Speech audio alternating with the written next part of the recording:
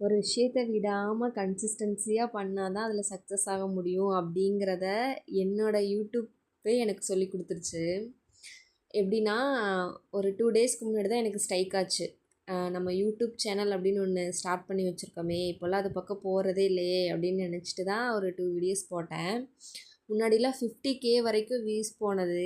இப்போ ரொம்ப நாள் கேப், ஒரு 2-3 மந்த் கேப் விட்டுட்டு மறுபடியும் வீடியோஸ் போடும்போது 20-30 வியூஸ் தான் போகுது.